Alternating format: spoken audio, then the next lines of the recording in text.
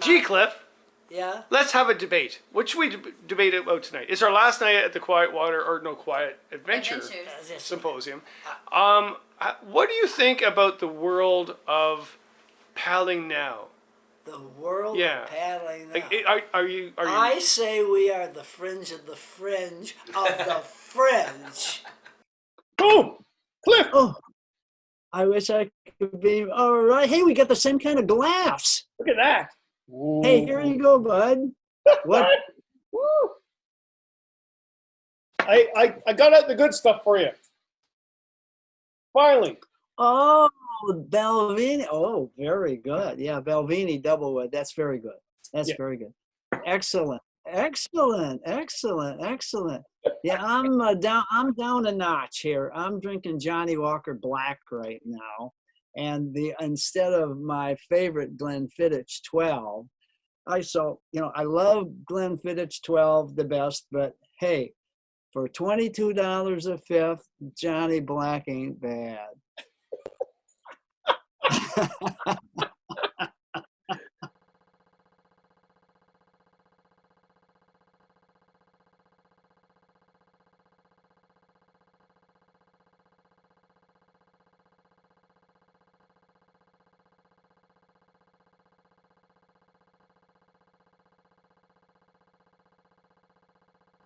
Oh man, it's always a good time with you, Cliff. I tell you. It was a shame we didn't get together again at Canoecopia like we always do. Things change, right, with the whole pandemic, but it will happen again. Oh, I hope so. Well, I'm just so glad you didn't go there. My daughter Peggy was there with my grandson. She flew into Madison. We were all set up, and then at 5 o'clock Thursday night they canceled it. So at least the good news was is she had a transfer at Minneapolis to go back to Los Angeles in 3 days. So she and the kid got in the car and we drove her back here, and so she stayed with me for a few days. But I felt sorry for her. Swift was there. They had all the boats out, polished up, all ready to go. They had all that stuff back on the truck. It was just a mess. It was a disaster. Yeah. It's good to see you, man. Yeah, and everybody will notice we're having bad internet connection, but we'll get through it because we're going to get through the pandemic as well. I know it. But boy, it's being tough being locked up here. It's that time of year where we all want to go paddling and we're not sure if we should or could or whatever. Yeah. So, all right, I've got a script, even though I have yet to keep the script in this whole entire thing. My Lord. All right. So where did this all start? Like who, what, where got you into wilderness traveling? It's a gene. You have it or you don't. I thought this for decades that it would, because I grew up in Chicago, 3rd-story apartment. Oh, internet connection is unstable again. We can go down again. Anyway, when I grew up in Chicago, I wanted to be outdoors. I wanted to be in the, well, we didn't have the little Boy Scout trips. They weren't much, but that's where I wanted to be all the time. They have identified the gene for this. It's D as in dog, Delta Romeo Delta 4 dash 7 Romeo, DRD4-7R. That's the gene. Either you have it or you don't. If you have it, you're an explorer and you love this wilderness stuff. And if you don't have it, and I got a grandson who doesn't have it. I took him to the Boundary Waters for a week last year. He didn't like it at all. He couldn't wait to get home. He gets home, he's with his little buddies, and they're talking, and his friend says to him, well, I hate camping. These are 9-year-olds, almost 10. And Kellen said, and he said, this little buddy says, I hate camping because the food is so bad. And Kellen says, well, I hate camping too, but my grandpa's a really good cook and the food was really good, but I hate camping too. So, hey, it's a gene. So it just started with me as a Boy Scout. going down rivers and stuff like that. And it just got in my blood and it just never left. Well, that's really cool. Like, well, from there, so you became a science teacher, and that was your career for quite a while. Did you actually combine that with your classes? Did you take your students out on canoe trips? Yeah, I actually did. Actually, I was like you, I was a forester at first. I decided I had enough of that. And then I went in the Army for a couple of years and then got out. And then I went to school and became a teacher.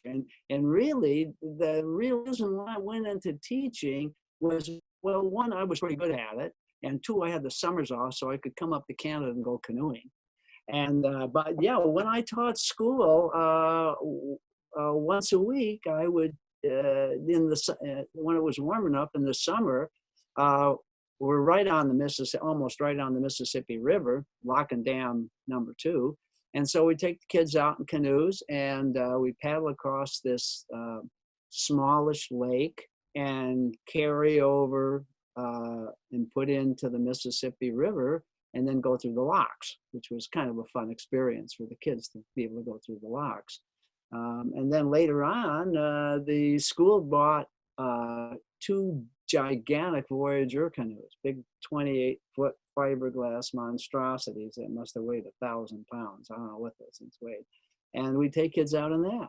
So yeah, and I still get, I've been out of this for over 20 years. I still get emails from students who remember this, remember the canoe trips, remember the outdoor stuff. And it's interesting to me because I was such a rebel. The administration really didn't like me very much. I was a sore spot in their side. And I'm not sure why I got away with it. I think I got away. There were many times I actually would tell one of my supervisors, my principals, "You're wrong. I'm right. You know it. I know it. You need somebody to tell truth to power, and that's me." And I got away with it. And I don't know why. I think the only reason why was the kids really did love me. The parents really, really liked me. And I was a very popular teacher.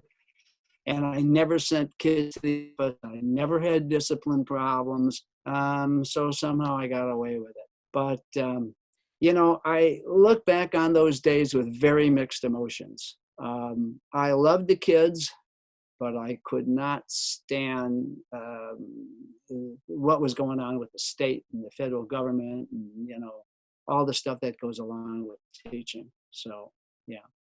To that, I'm going to have a little. Cheers with that. Mm-hmm. You've been there, are there, you're still there. Yeah, it's different times for sure. Taking kids out nowadays, it's difficult to get them out through administration reasons, and it's also difficult to get them wanting to go out. So yeah. Well, what were your influences? Like, were you during the times of Bill Mason or Rustrum, or who were the people that inspired you before? Oh, well, growing up, I read everything in print on canoeing and camping. One of my early favorite authors, you'll get a kick out of it, was a guy by the name of Cornelius Osgood. Why I would remember this, I don't know. He was a Canadian writer, and he wrote about the Canadian Northwest Mounted Police. Okay, so I read every book that he wrote. And so, I just always had these dreams of going to Canada. And then of course, I read everything that Rustrum wrote. Whatever, 11 books or something. So I read everything by Rustrum. There were a bunch of other American writers, but most of those guys went with guides, okay? And they don't really think they knew a lot about what they were doing. They were good writers, but as far as what they knew about the wilderness, I think Rustrum was really, he was one of the few real deals at the time. So yeah, I embraced absolutely everything he wrote. In fact, I met him. That was kind of a funny story.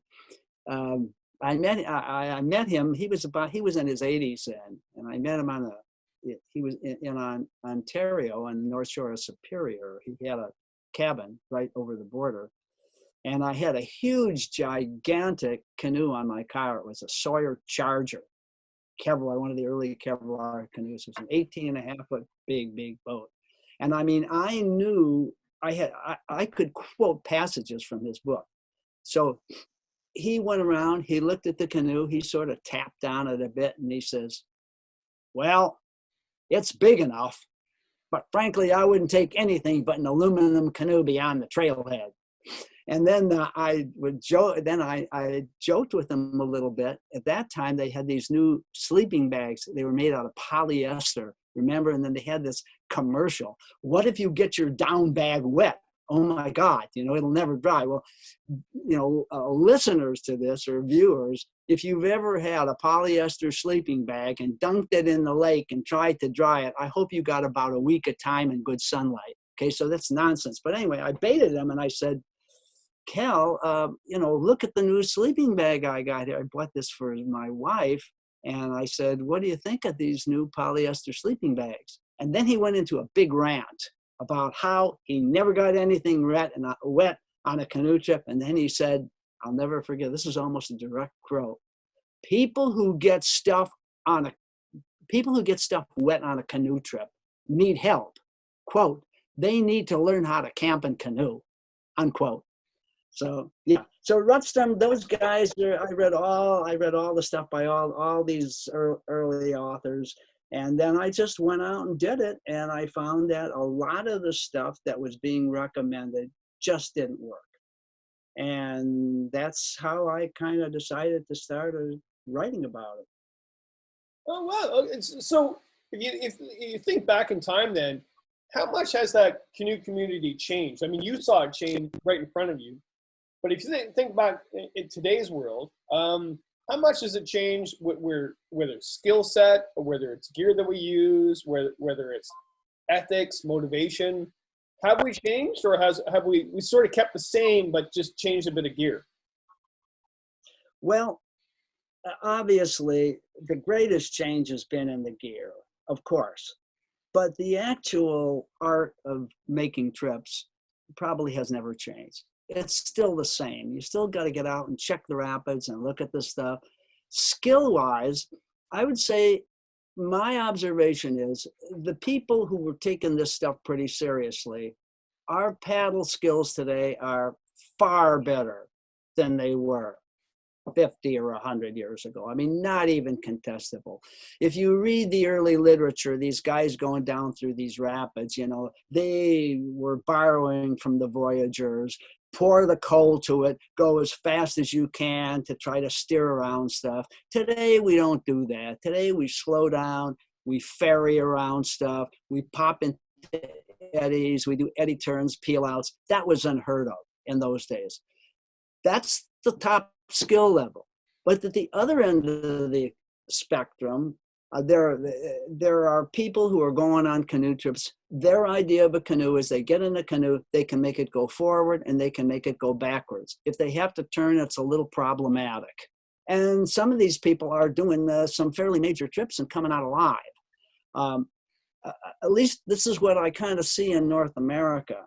The British, I was like you, I was fortunate enough to go to that Welsh Canoe Symposium some years ago, and those guys are actually pretty skilled paddlers, okay? Skilled to the point where I think basically the British paddlers are probably better than most American paddlers because they take it so seriously. But the big difference between a North American paddler and the British paddlers are our attitude. This is Canadians and Americans. I mean, we're one people, okay? Our attitude is, hey, we're going to do this trip. Well, John, we never done this before. You think we got the skills? Hell yeah, man, let's go. In Britain, it's, I don't have my 3-star rating yet. Oh, I need to get my 4-star rating. I'm ready. Okay. So I think North America, I think we're really more gutsy in that respect, than the British are. So I think the skill set's improved. Camping skills, people who are at the high end, like you, for example, have impeccable camping skills. The average canoeist camper who goes out there is basically terrible and basically doesn't want to learn. I think Americans, a lot of Americans at least, seem to have this view that if I'm having a problem, I need to buy something to fix it. If I'm hitting rocks with my canoe, I need a stronger canoe. If there's water coming in my tent at night, I need to buy a better tent. I need technology to solve my problem. It's too time consuming for me to learn skills. In the old days, you didn't have a choice. You learned skills because you didn't have any other option. So that's how I think it's changed. Yeah. And with that, it's time for another sip of the brew. Now, I know you more from this book than anything, and I have all the old ones too. I collect books, but I do remember my first trip down the Mississippi River. I was in my early 20s, and I treated this book, well, the original one, as a Bible, and that's how I got down that trip, and also watching Bill Mason videos and the whole Bill Mason thing. So, what was the inspiration behind that book? Because that is your solid book, right? You've written tons of books, like tons of books. Yeah, that's my heartbeat. That one began that thing actually began in 1983. It was the second book I wrote, and it was for a tiny little publisher called ICS Books. It was only the second book, or second or third book that they ever did, and the guy who was the publisher was Doc Forgey, and he had not a kid, he was 16 years old, Tom Todd, working for him, and Tom was the editor. He's 16 years old. Tom set up the entire book, okay? And and I just wanted to really bare my soul of everything that I knew, but I also wanted to get a bunch of other people involved that knew more than I do. So that's kind of like how the book had evolved. It was a funny thing because we kept trying to make publication date, and the typesetter we had got this guy really cheap, and he was an alcoholic. And we'd send in changes, and he'd fix those changes, and then he'd screw up something else. And this just kept going on and on and on until finally we had to get the book off the press. And when I remember, it took me about a year to go through the entire book, but I remember I found 144 typos in this thing. So, and some of them were like sentences that were like cut off and everything else. But that's basically how the book started. I wanted it to be people who, there's a lot of canoeing books out there, okay? But the problem with any canoeing book is that you have to teach people how to paddle a boat, and that takes half the book. So I said to myself, there's a lot of how-to paddle books out there. Let's make this a book like if you were going to join a canoe club. What would you expect to learn at a canoe club? And so that's kind of how it evolved. And it's evolved considerably over the years. Some people have the 1984 edition, and they look at the 2010 or 15, whatever the latest edition, the 5th edition of it. It's not even, almost not recognizable because you keep learning. And one of the things people tell me, and I know they tell you this too, well, Cliff, in the last edition of the book, you said da, da, da. Now you've changed your mind. What gives? Well, it's called learning. We never quit learning. And every canoe trip we go on, we pick up something new, which changes our perspective a little bit. So obviously, what we wrote 20 years ago is going to be different than our views are today. Well, that's true. I mean, even with guidebooks, it's a nightmare because it's like you write something 20 years ago about where to go, and yeah. But it really is the Bible of it. And if you had to do a new edition, once again, well, I don't know if you would or not, but what would you change? Well, first of all, let me tell you what happened with the recent edition, because I almost didn't do that. Oh, jeez. Yeah, I almost didn't do it. What happened? First of all, the book has never sold very well. I mean, if Canoeing Wild Rivers book earns $800 this year, I'll be thrilled. okay? And it's one of the most highly revered or whatever canoe books. But what happened last time? My publisher went around asking a bunch of people, you know, what they liked in canoe books, and they got very good reviews on Canoeing Wild Rivers. So they said, we'd like you to do the book again in black and white. I said, no, not doing it in black and white. Nobody wants black and white anymore. Everybody wants color. Well, Cliff, we can't afford to do it in color. I said, well, then kill it. It's 20 years. I'm not going to do all this work for black and white to make $200 a year. I'm not going to do it. So that was the end of it. And then about a week later, they called me up and they said, I'll tell you what, we'll make a deal with you. We'll do it in color if you will cut your royalty by 50%. And I said, let me think about it. 50? 50, 50, okay, 50%. And I said, well, let me think about this. And so I thought about it for a week. And what happened was ICS Books, my first publisher, had given me a 10% royalty on gross, not on net, okay? So they said, well, we won't give you 10%. No, they've given me they've given me 15% on gross originally, which was pretty good. So they said, okay, we'll give you, if you'll take a cut, we'll do. So I thought about it for a week and I decided to go ahead and do it. I decided it was my flagship book. It was my dream. Go ahead and do it, make it the best I could. But I would not ever try to do it again, that particular book again. It's just too much work. And there's so many people involved. There's 30, 40 people, other people involved in this thing. So no, it was, I love the book. It was a great run, but this is the last edition. It's a done deal. Well, Cliff, what were some of the books that that you really thought would do really well, but didn't? And actually, I'll give you an example. One you did, it was called Q&A. It was all about sort of, here's the scenario, here's what I would have done, here's what happened. And I use that in my class all the time. It's a textbook. My total royalties on that book before it died, I think, was $75. Oh my God. No, it is funny what you say. What the books that have done well for me have not been my favorites. My favorite's Canoeing Wild Rivers, okay, by far. My second favorite is Camping's Top Secrets. Oh, okay? yeah. And that hasn't done very well either. Really? What? No, Camping's Top Secrets has not done very well. Why? I don't know. The killer ones, it's like, here's what my publisher said.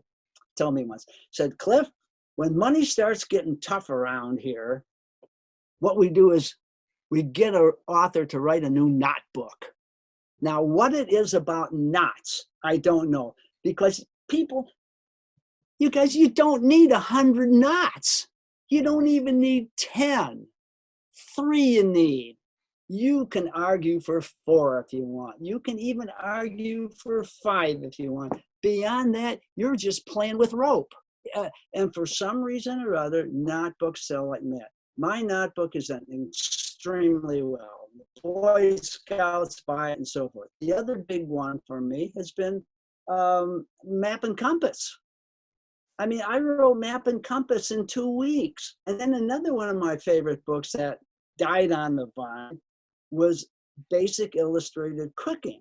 It died on the vine because my internet connection that says is unstable. We could get cut off again. Yeah, no, it's going back and forth, but the audio is good though.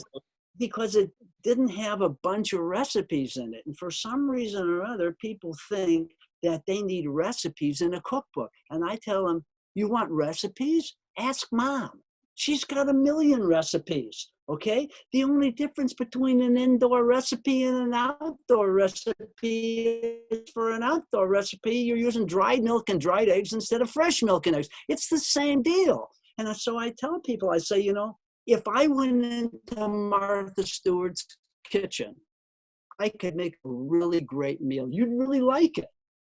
Okay. It wouldn't be as good as hers, but you like it. But if I took her on a canoe trip and gave her my 1-burner stove and told her to cook for 6 people, she'd be a disaster.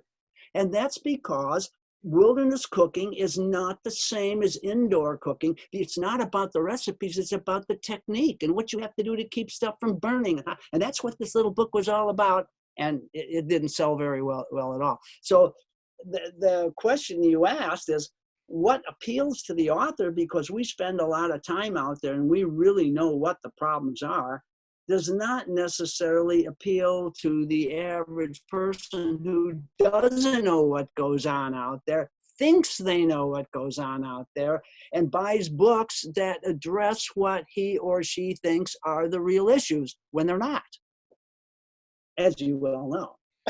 Well, looking at that too, like I mean, there's many debates. You and I have been at shows for many, many years, and what's really hilarious is that you and I go at it with debates, and I quite enjoy it because we have different opinions, and that's the problem. That tree limb is supposed to be at least 20 feet tall. I think that's only 19.4. You understand what I'm saying? The tree is never the right tree. It's a way the federal authorities, hey, I'm off the stick. We told you to put up the tree. Here's the rules. The limb has to be, I think it's got to be 20 feet high. Is it 6 feet out?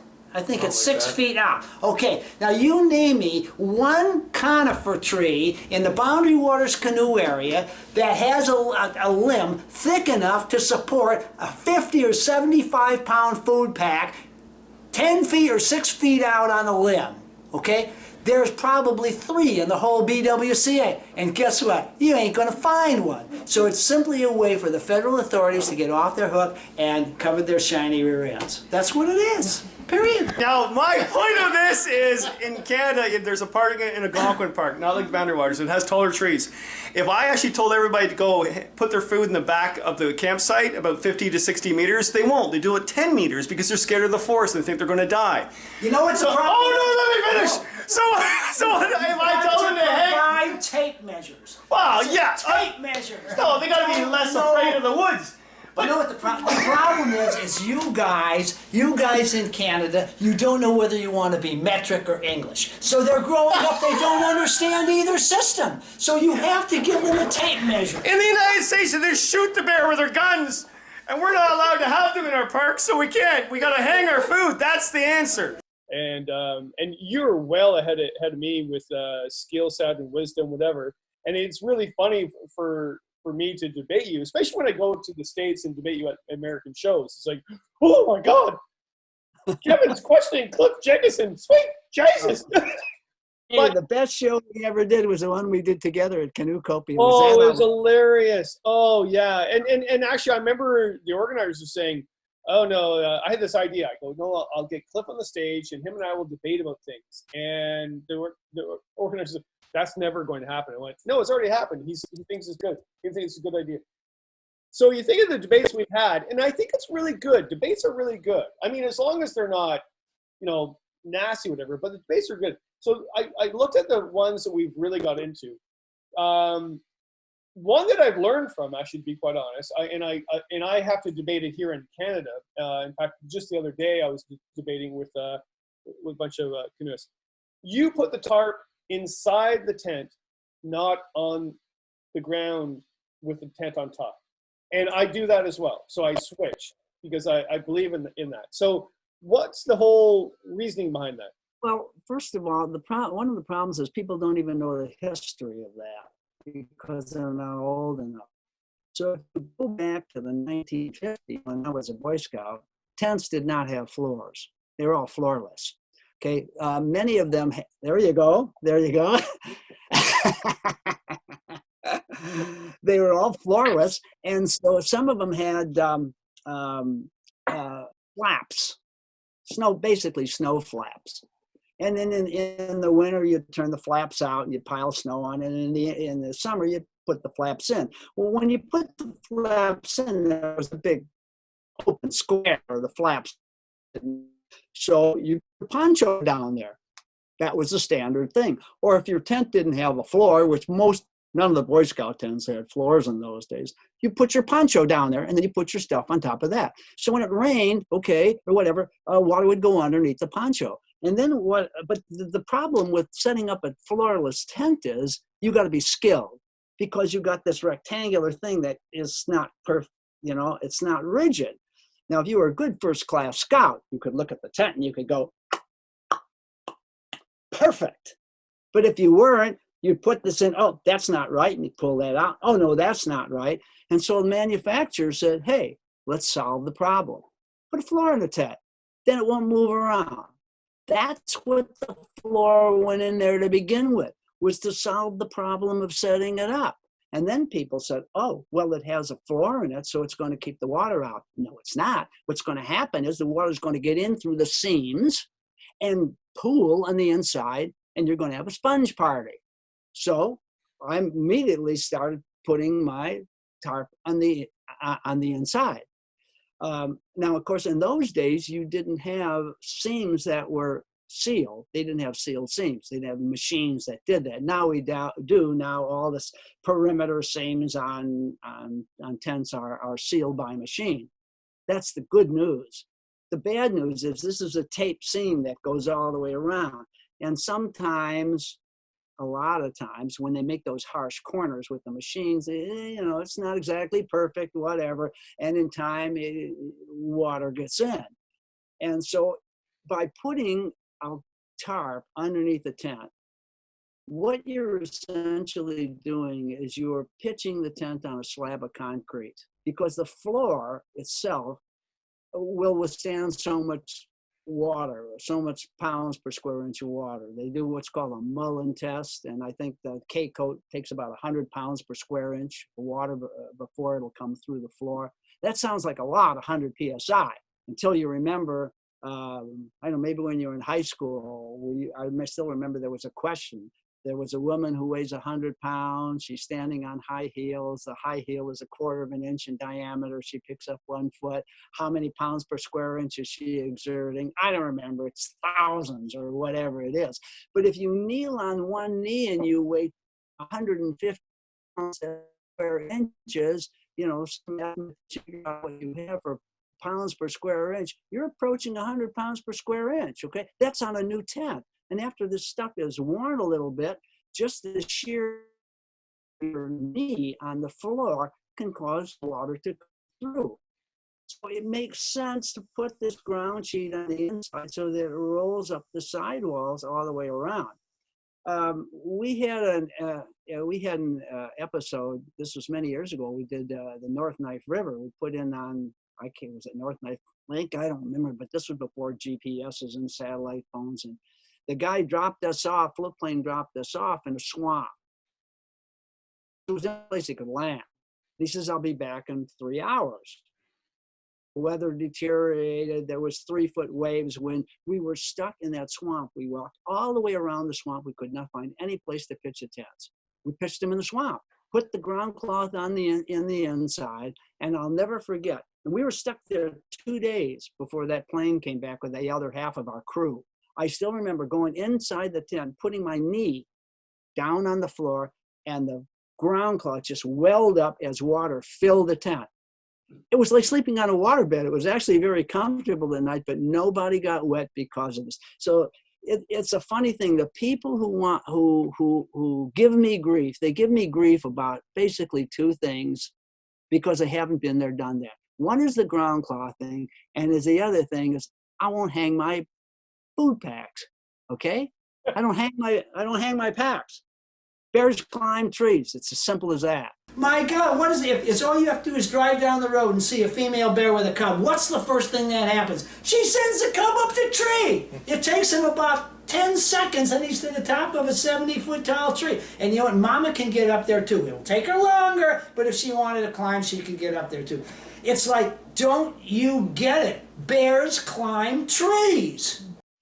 So those are the 2 things. In fact, there was if you go on Amazon, one of my books is not Boundary Waters, Canoeing and Camping Beyond the Basics. It's out of print now, but it's got about 40 or something reviews on it. And they're all generally very good, but there's a 1-star review on there. And the 1-star review says, I would have given this book no stars, but 1 star is as low as it goes. This guy is nuts. Okay. And that's because of the food pack and the ground cloth. And so, but there you have it, which calls for another shot of whiskey.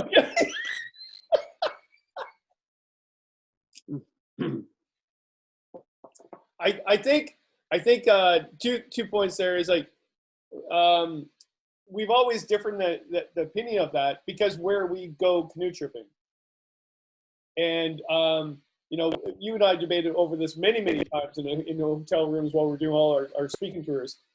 And you're right where you go. Where I go, we don't do that. Like Algonquin is totally different than the far north.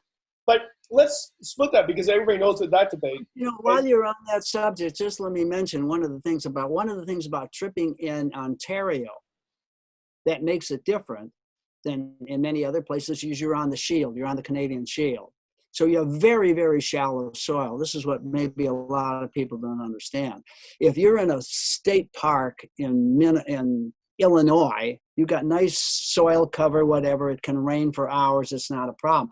But if you're on the Canadian Shield and you got an inch or two of soil cover over those rocks and it rains, that loads up real fast and now you got pooling water on the surface. And that's why you really need that ground cloth inside. Yeah, I agree with the ground cloth inside. I also agree with the hanging and not hanging in the far north because the trees aren't big enough and that sort of thing. It's just different. Even footwear, you and I have debated through time. So I wear the hiking boots, and you say that, Kevin, if you flip in the rapids, you'll drown in the rapids because of your boots you're wearing. What are we talking? What was the footwear thing? Yeah, so the footwear. I remember we argued about that. We had a big debate about was the bent shaft paddles. That was God, yeah. But what was it about the footwear? Somehow I missed what you said. Yeah, so I wear hikers. I basically wear hiking boots, and I just get my feet wet all the time. It doesn't matter, and I change my feet at night. And I remember you saying, well, if you're wearing those and you flip in the rapids, the weight of those boots will sink you down to the bottom.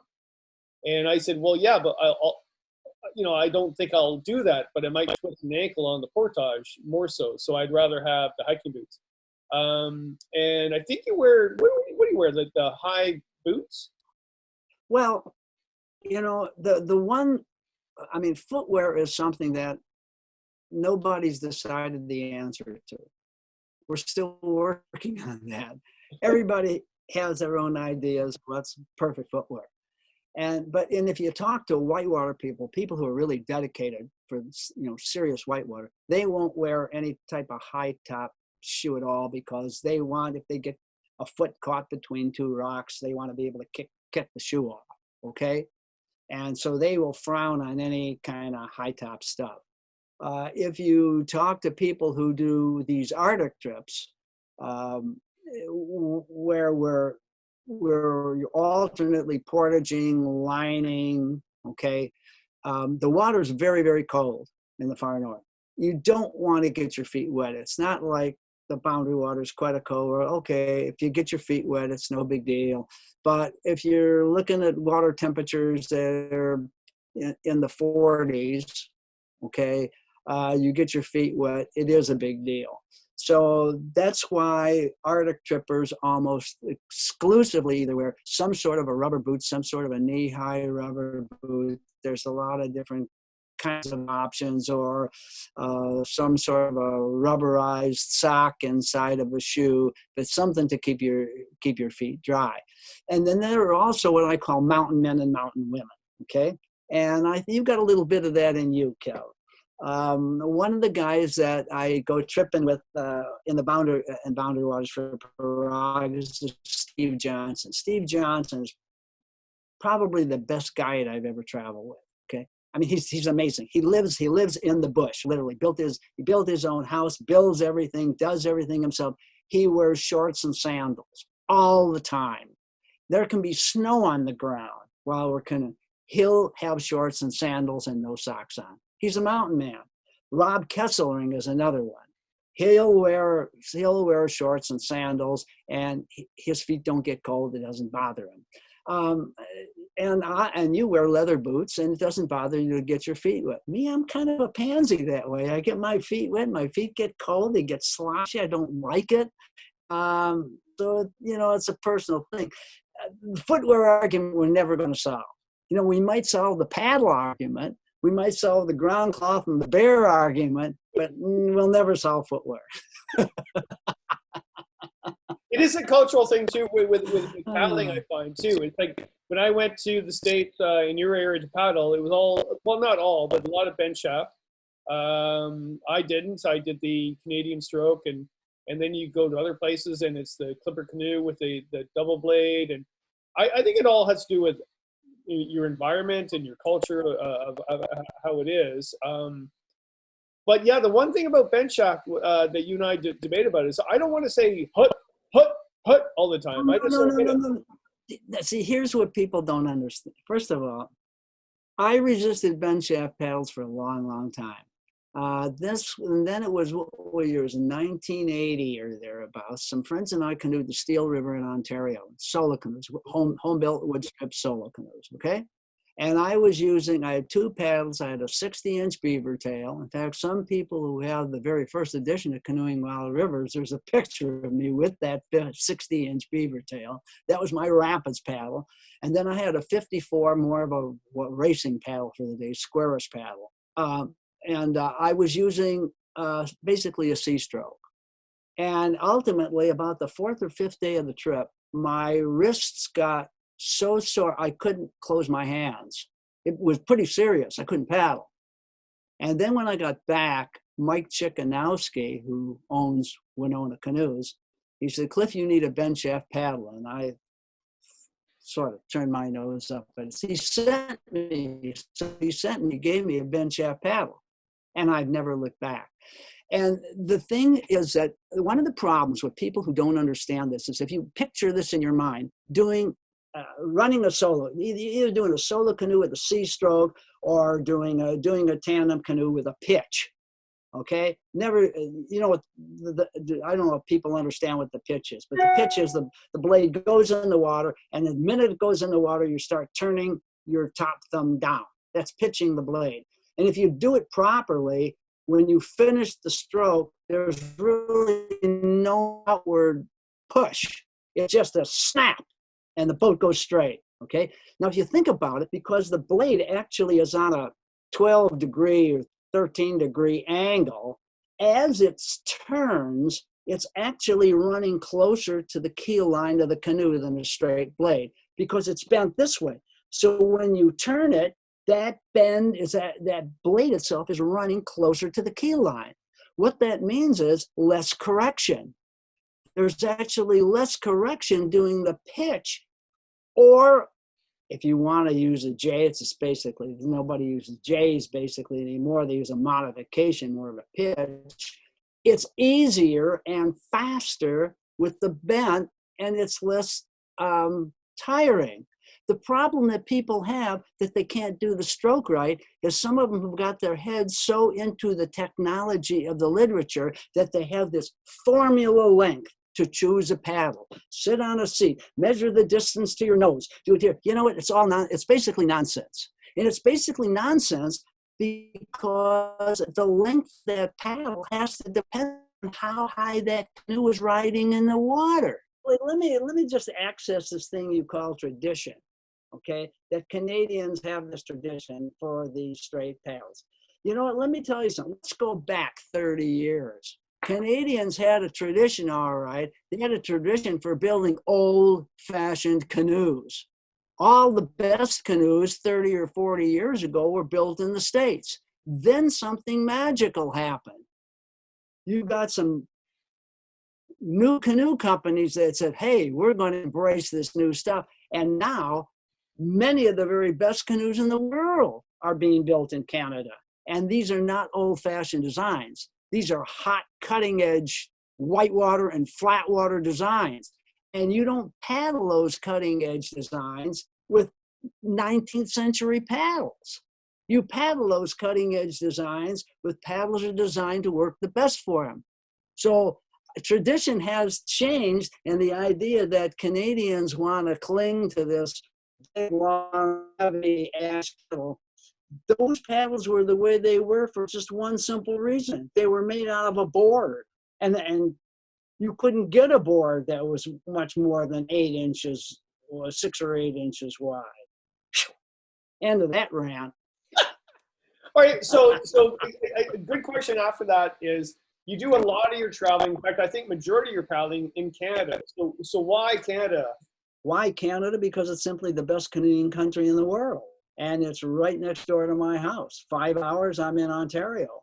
No, I dearly, I just am totally bonkers about Canadian rivers.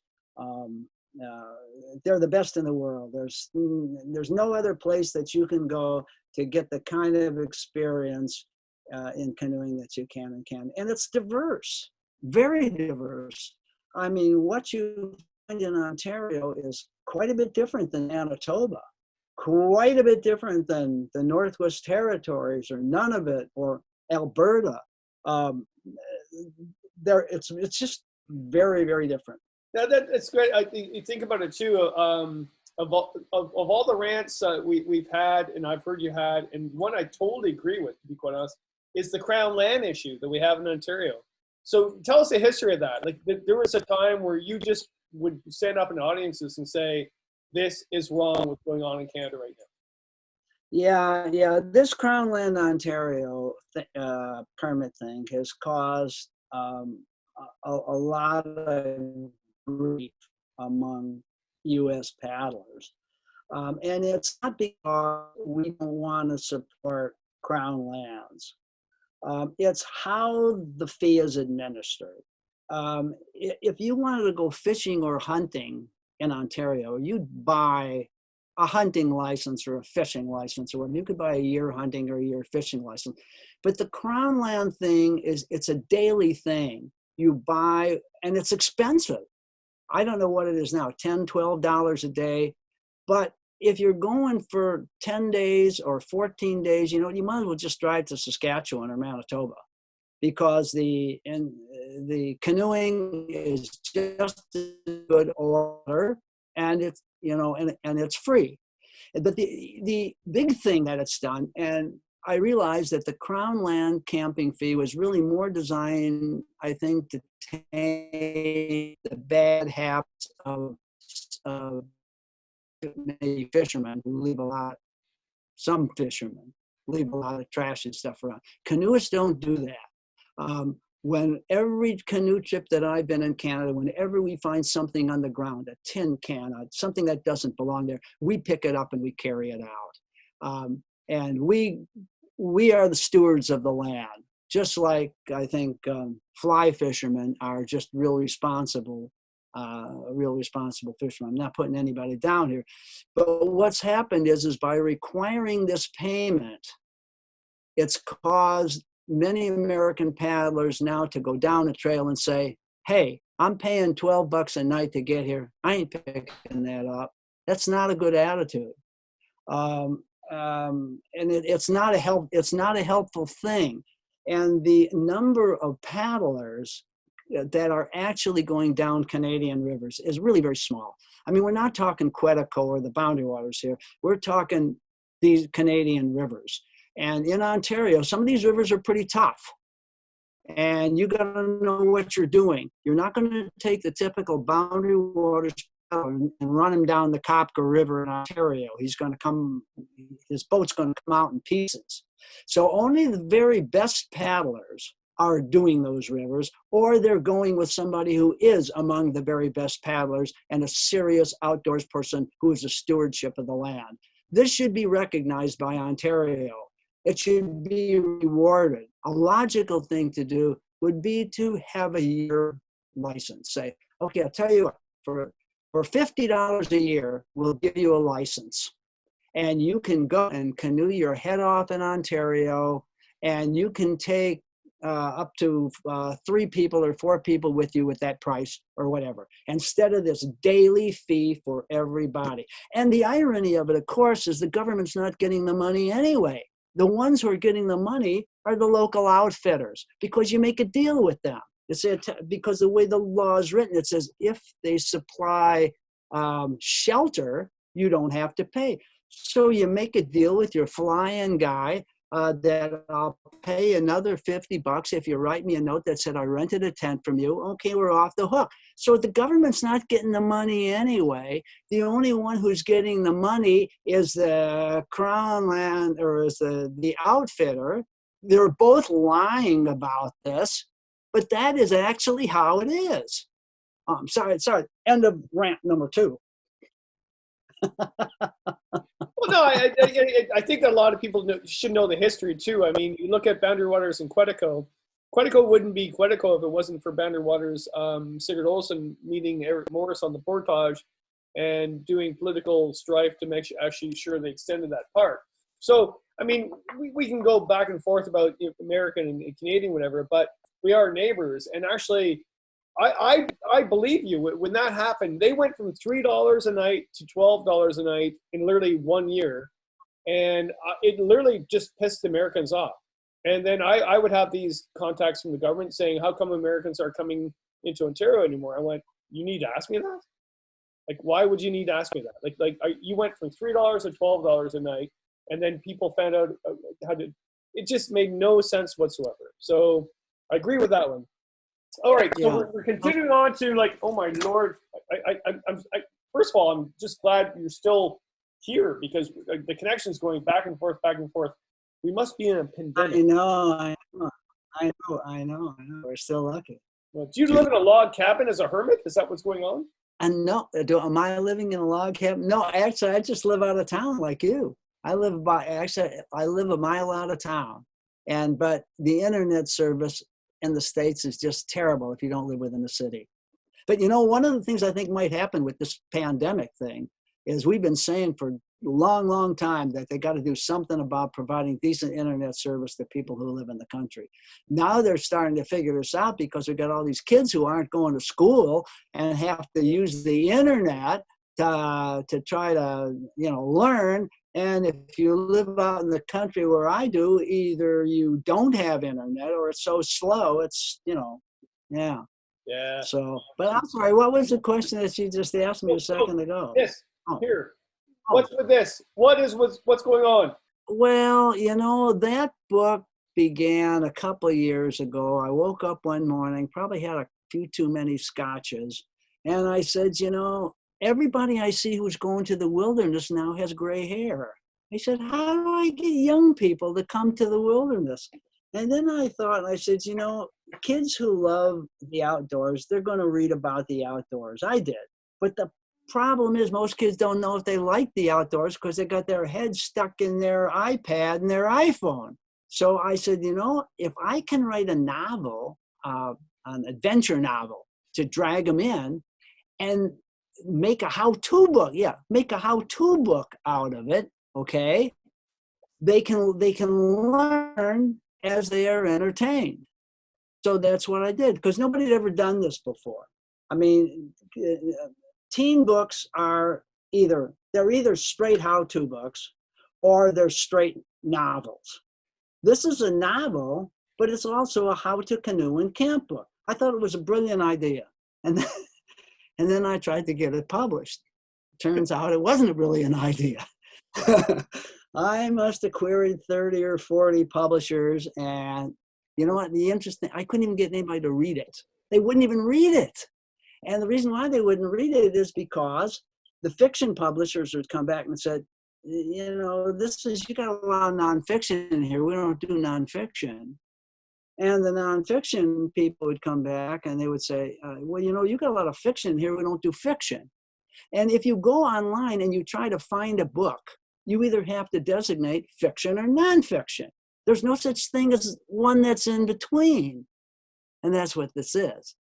So I spent a whole winter. It was a bad winter here in Wisconsin that year. We had a lot of snow. It was cold. I had nothing else to do. So I wrote it, and finally I gave up on it. And then I put a note on my webpage, And I know, was it my webpage? Yeah, my webpage or Facebook, I can't remember which. And I said something like, I have this book. If there are any publishers that are interested, please give me a call. Well, I never expected to hear anything. And I heard something from a little teeny weeny publisher in Minneapolis. They've only done 2 books. They did Adventure North, which was a story of 2 guys from Minnesota who duplicated Eric Severide and Walter Port's canoe trip to Hudson Bay. They did it when they were 18 years old. An excellent book called Adventure North. And I mean, they didn't know what they were doing. They were screwing up right and left. Of course, that's the magic of the book. They survived. And then they wrote another, they published another book by Jerry Pushkar. I'm trying to remember the name. It's about his canoe trip 50 years ago from New Orleans to Alaska. And so this was the 3rd book. They took a chance on it. And the other thing about it was it's in color. Teen books are not in color, see? And so there was things I wanted to keep the color, I wanted to keep the color pictures in there, and that drives the price up. Of course, you got to use better quality paper to print color. And so to make a long story short, it was a fun, it was interesting writing it because I've never written fiction before and I had to learn a lot. It was fun writing it. And it was also fun from the standpoint that everything that occurs in the book, except for the fictional part at the beginning with the Chicago Mafia and the drone, except for that, everything else is factual. Everything else actually happened on canoe trips. Not some of them to me, but to my other friends and things. So it's actually one of the things I learned about writing fiction is fiction maybe really isn't totally fiction. It's really nonfiction taken out of context, something to that effect. Yeah. So, but yeah, that's the story on that one. The other thing is adults seem to like the book. I don't know if that's a good thing or not because it's really written for 13-year-olds. But it's interesting. So I've read all your stuff. I've been a lot of your presentations throughout the years at shows, and I'll hear 2 things. There's never anything in between. It's you pack the place. Like you are the person at these shows. Like, you do too, Kev. Well, but Cliff, you pack the place. So if you are cutting green wood, okay, that has a lot of sap in it, it just clogs up the saw curve if you don't have some rakers in there. So they generally put 1 raker to about every 4 cutters. Okay? So that means that you only have 4, you've lost roughly 20% of the blade length, all right?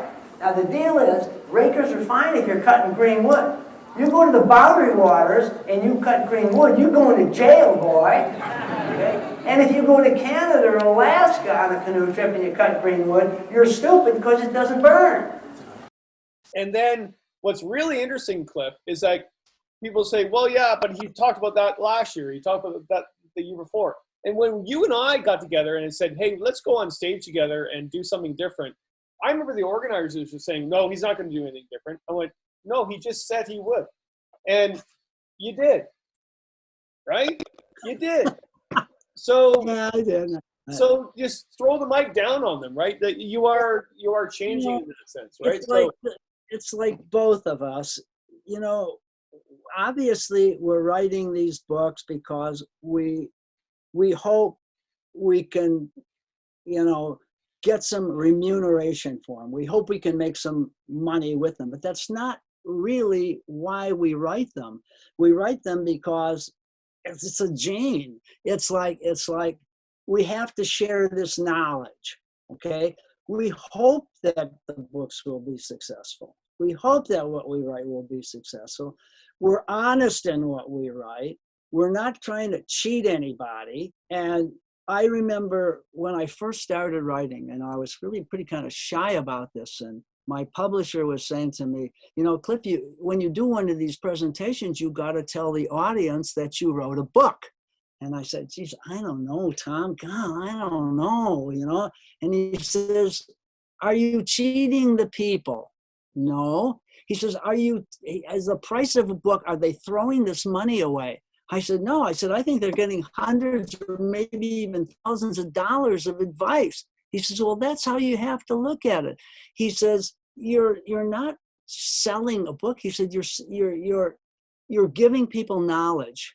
You're giving them the knowledge that you have learned from years and years of canoeing and camping. And that's kind of like how we have to look at it. Because let's face it, we go to these shows and we do these shows, and in the end, okay, maybe we sell some books. Maybe we sell a couple $100 worth of books over a weekend. It still comes out to $6 or $7 an hour. So it's not a matter of going there to sell the books. It's a matter of giving from our heart what we know and love to others who love the same thing. That's why we write. Okay, we don't write. Well, you understand what I'm saying? We write because we have to write, but we're trying to share with people the things that we know really, really work because we've been there and done that. But that's why we do it. And I mean, even look at Canoeing Wild Rivers. That book, the first time I wrote it, it was a year, almost 2 years. That was done on a typewriter. And each page had to be retyped 10 times or something like that. And then each revision. So if I were to add up the number of hours that went into the book for what I got out of it, I would say no. So from a standpoint of if you're looking at the dollars, don't do it. But that's not how writers are. Yeah, that's amazing, Cliff. It actually made me feel so much better today. I had so many other questions to ask you, but I think we have to do a Cliff 2, part 2, part 3, part 4. Because I think that's the best way to end it. All right, cheers. Cheers, buddy. I'm glad to see you're drinking some good whiskey tonight. I know. Actually, yours is better than mine tonight. That's I know. I thought, you know what? This bottle was given to me at Christmas, and I just opened it tonight. I'm getting low, man. I'm getting really low. Bellvin, I really like because I looked into the company. I met the company, and they're really ethical in Scotland. And Double Wood, this is one of my favorite. But it is true. Yeah. So everybody should know this. When I go to the States, like I don't want to bring, I do a carryover, right? So I'm not going to bring booze with me. So then I'll get some cheap stuff when I get there. Then I get to your hotel room. We have a dram. We start talking. And you like feel so bad for me. Like, you poor bastard. You're drinking like crap. And then all the jokes I played, like every time I leave, I got to fly over, so I'll just leave the crap booze on your vehicle and just say, "See you later, Cliff." No, we do really have a good time because we are soulmates in this wilderness stuff. And some people might say, well, gee whiz, you and Kevin are both writers. Aren't you competing with one another? No, there's no competition. It's if you love canoeing and camping, it's like when I was a kid, I read everything I could find on canoeing and camping. Everything. If it was in print, I got it and I read it. And if you love canoeing and camping, that's what you're going to do too. That's what people are going to do out there. It's not a competition thing. It's a, hey, we're in this together and we're having fun. And that's what this is all about. At least that's my attitude. No, it is. If you go into those shows, everybody knows that. It's a big community. And we have a blast at those shows. But you and I need to paddle together soon, my friend. All right. Hey, listen, cheers to you and keep smiling. And thanks for the interview. Keep getting people thinking about the past, the present, and the future. Okay. Cheers, bud.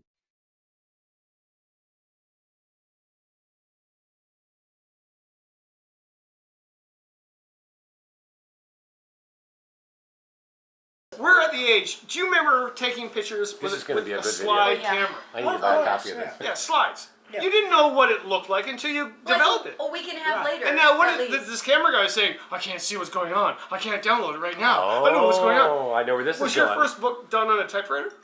Of course. Yeah. The first, the Floppy second, disk? the third. Remember? You know, Canoeing Wild Rivers was done on a typewriter. Really? You know, that seems 200,000 words on a typewriter. You typed. And You typed that. That book was typed. 200,000 words. Whoa. And you know what Wow. kind of typewriter it was? It was a Olympia portable. It wasn't electronic. Did you use the whiteout? Remember the whiteout? Each page was typed probably 3 times. But I'll tell you, before you, one of the things I remember vividly, before you touched the keys, you thought a lot. A little bit.